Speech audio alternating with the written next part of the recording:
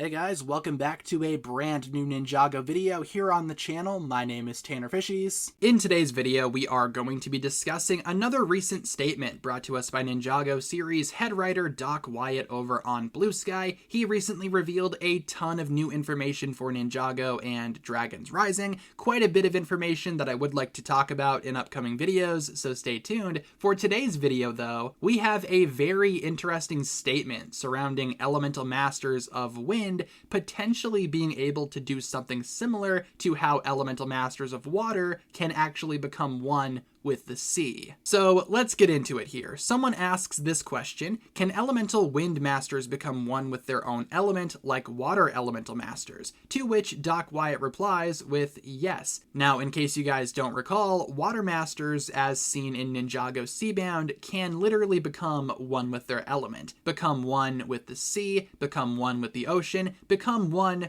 with the water. We saw Nia do that again in Ninjago Seabound, and we know that Niad, one of the first Masters of Water, actually did do that as well. We saw her in Ninjago crystallized in physical form. So now we are finding out that Elemental Masters of Wind, like Moro, and I guess now more so like Euphrasia, can actually do that too, but with wind. As in, they can become one with the wind, which in my opinion is rather awesome, but also rather scary because I don't know what that means for Euphrasia. We do know that she will be in Dragons Rising Season 4. She does have a new minifigure coming out in the Season 4 January set wave. We know that already. We've seen pictures of that figure, and considering that Doc Wyatt is so confident to answer yes here, does that mean that we could see something similar for Euphrasia to what we saw for Nia in Ninjago Seabound? Will Euphrasia become one with the wind at some point in Dragons Rising? Well, it's at least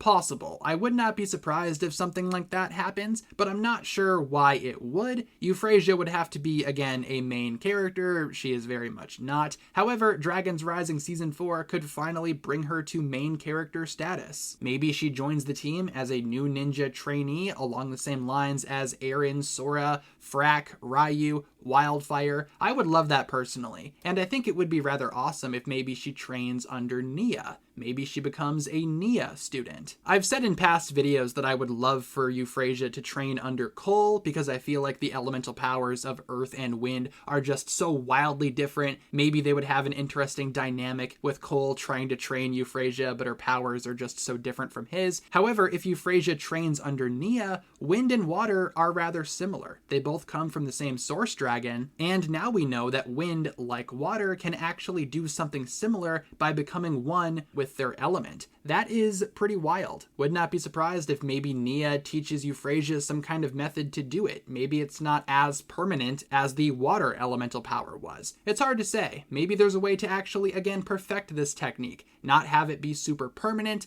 Only time will tell. However, we now know that wind masters, like water masters, can actually become one with their element. Not sure if we will ever see Moro do something like this, but Euphrasia in the future, I think it's worth at least keeping in mind. Leave all of your thoughts down below, everyone. Thank you so much for tuning in. Hopefully you enjoyed today's video talking about this new statement from Doc Wyatt. What exactly do you guys think about all of this? Leave all of your thoughts in the comments. Thank you so much for tuning in, and I will talk to you guys again very, very soon. Peace.